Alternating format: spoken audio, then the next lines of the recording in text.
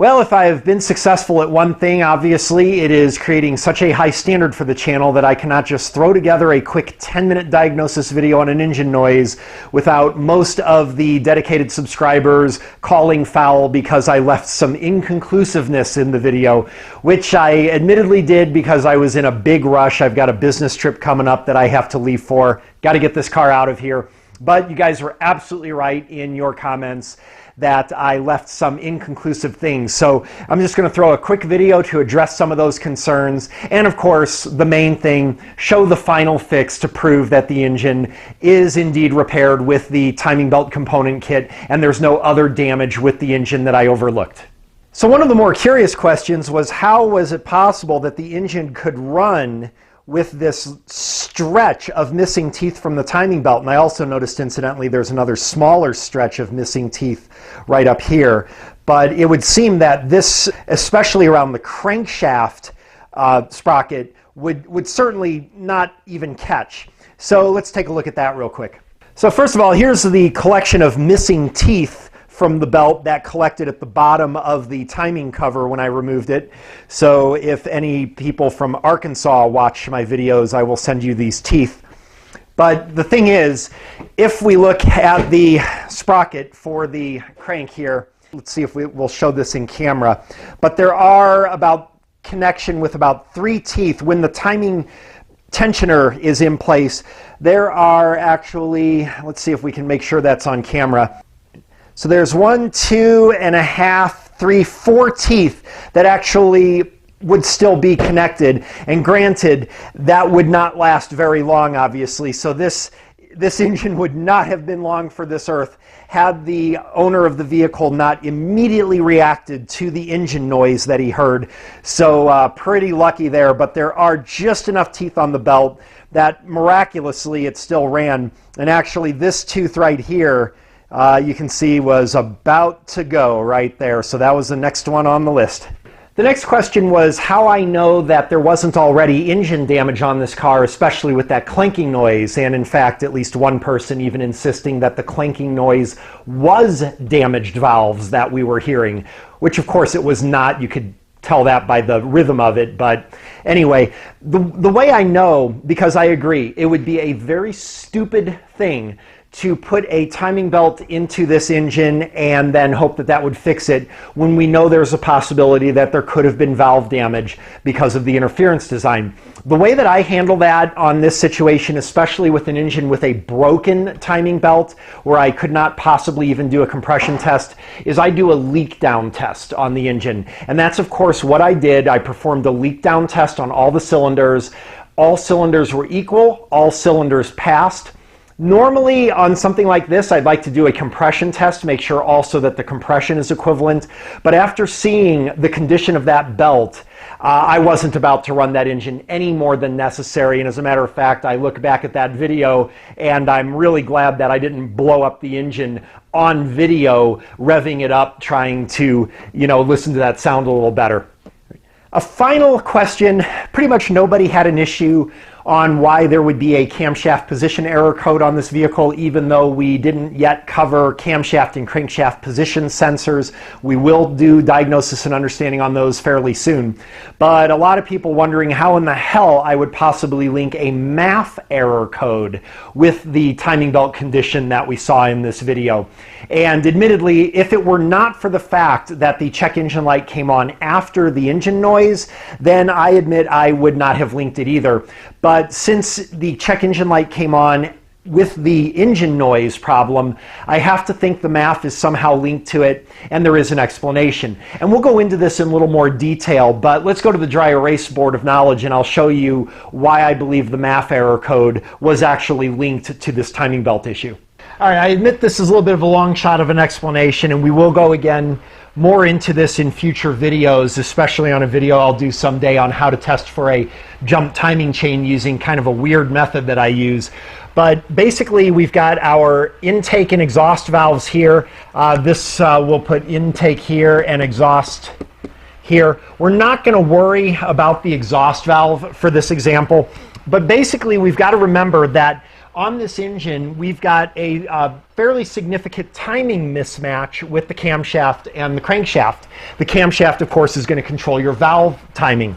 So on the intake stroke, so let's say that the piston here, and I hope you don't mind, just for the simplicity of drawing, I'm just going to draw the piston head only. So the piston head, when it's coming down, because we're on the intake stroke, of course, we want that intake valve to open so that as that piston moves down, we get a good load of air into the cylinder. And then, of course, the intake valve would close, your compression stroke would start up, the cylinder is full of air. Now, if that intake valve, let's say this intake valve opens late, so we've got our intake valve closed and that piston in the cylinder is moving down for the intake stroke. But because the timing is off, that piston is down this far before that intake valve opens. Do you see how we missed a big window for air to get in there? So that means on the compression stroke, there's going to be a lot less air in that cylinder. Conversely,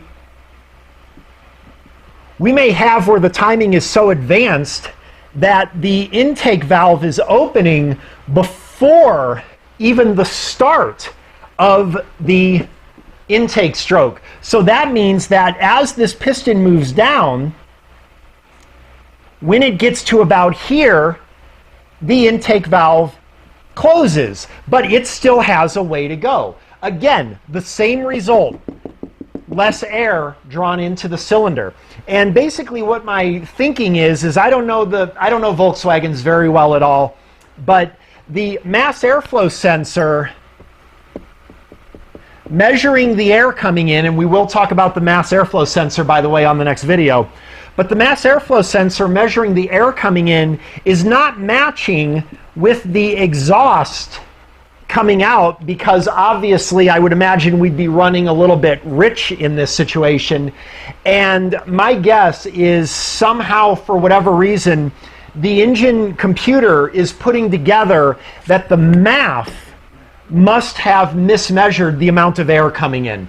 That's the only explanation that I have for the MAF sensor code coming on with this problem. And admittedly, I could be wrong about all that, and the MAF sensor code is just purely coincidental with this event happening.